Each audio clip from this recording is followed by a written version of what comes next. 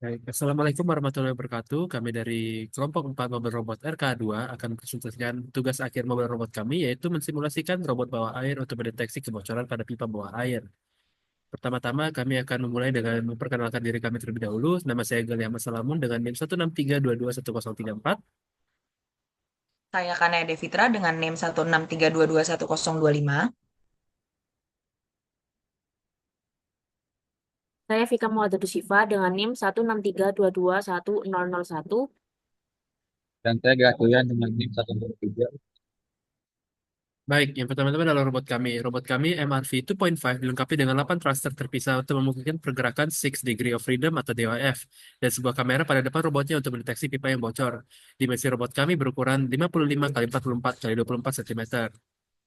Robot kami memiliki bobot 15 kg dengan thruster Blue Robotics T200 dan sensor kamera Blue Robotics Low Light Sonar GBB 720 X Multibeam, uh, sensor water pH sensor dan underwater TF03 Benewaki dan sensor Blue Robotics. Pada dalam menciptakan underwater environment, kami sendiri menggunakan Webots, di mana pada Webots ini dapat membuat berbagai lingkungan. Ini juga termasuk lingkungan bawah air yang dapat dilakukan untuk mensimulasikan navigasi dan mobilisasi robot bawah air. Dalam Webot sendiri memiliki fungsi fluids yang dapat digunakan untuk mensimulasikan sebuah benda cair. Kami sendiri menggunakan fungsi fluids ini untuk mensimulasikan sebuah kolam, kolam air dengan pengaturan massa jenis dan kecepatan aliran. Lalu untuk memasukkan robot dan pipa pada simulasi ini, kami menggunakan fungsi solid, shape, dan robot. Kemudian untuk implementasi thruster, jadi setiap thruster pada robot bawah air itu memiliki fungsi yang spesifik berdasarkan arah dorongannya. Nah, arah dorongannya itu terbagi menjadi dua. Yang pertama tuh horizontal untuk gerakan maju dan mundur, kemudian juga untuk rotasi yaw, terus kemudian yang kedua vertikal untuk gerakan naik, turun, dan stabilisasi. Nah, penempatan thruster ini menentukan nilai elemen dalam matriks kontrol B yang akan digunakan untuk mendistribusikan gaya dan momen ke robot. Next. Nah, kemudian ini adalah matriks B yang dihasilkan dari thruster robot tadi. Nah, matriks B ini tuh berfungsi sebagai hubungan antara dorongan yang dihasilkan setiap thruster dan gaya atau momen yang diterapkan pada robot. Nah, karena robot kami ini memiliki 8 thruster dengan 6 DOF, maka matriks B ini berukuran 6 kali 8. Bisa dilihat bahwa baris pada matriks B itu mewakili 6 derajat kebebasan, yaitu translasi X, Y, Z, dan rotasi roll pitch yaw. Dan kemudian kolom yang mewakili 8 thruster yang tersedia. Nah, pentingnya matriks B ini yang pertama itu untuk memastikan robot memiliki kontrol penuh di semua arah.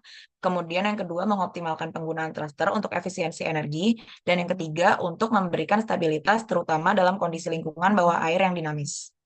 Selanjutnya kita akan membahas kinematika pergerakan robot. Untuk yang pertama kita ada kinematika translasi. Untuk kinematika translasi ini adalah perubahan posisi robot dalam kerangka dunia yang dapat diwakilkan oleh X, Y, dan Z. Yang kedua kita ada kinematika rotasi. Kinematika rotasi ini adalah orientasi robot dalam kerangka dunia, yaitu perputaran secara roll, pitch, ataupun yaw. Nah, untuk mencapai tujuannya kita memanfaatkan forward kinematik. Untuk forward kinematik sendiri, matriksnya kita menggunakan matriks R dan B. Matriks R sendiri adalah matriks rotasi yang diwakilkan oleh persamaan yang ada di layar. Sedangkan untuk matriks B adalah posisi translasi dari robot, yaitu matriks X, Y, dan Z yang kemudian ditranspose. Next. Oke, lalu untuk eh, posisi akhir yang ingin dicapai robot dapat kita tentukan dengan mengintegrasikan forward kinematik dengan kinematika translasi dan rotasi.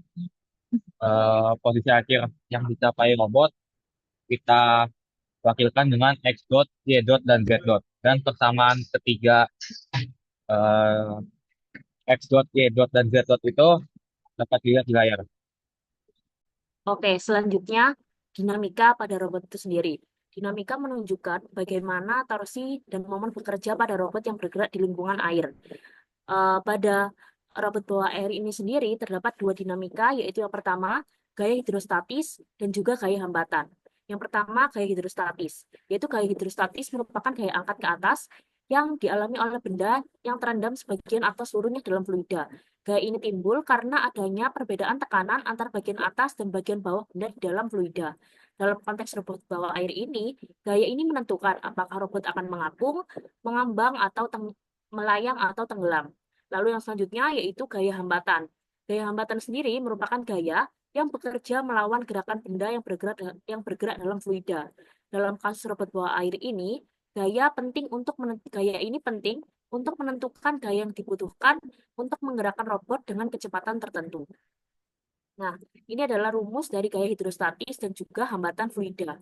Yang pertama, gaya hidrostatis sendiri, rumusnya yaitu Fb sama dengan Rho dikali G gravitasi dan dikali V sendiri volume.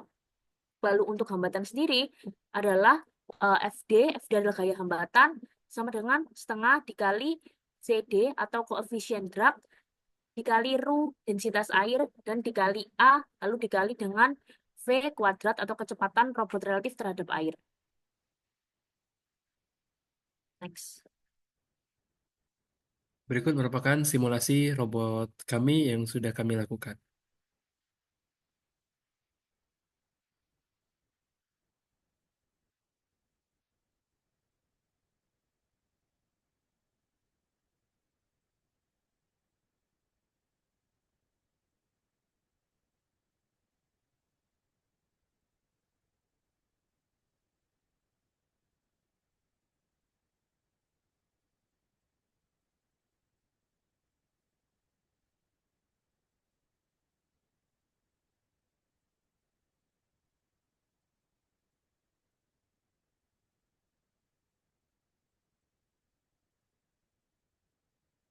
Sekian dari kelompok kami. Terima kasih. Wassalamualaikum warahmatullahi wabarakatuh.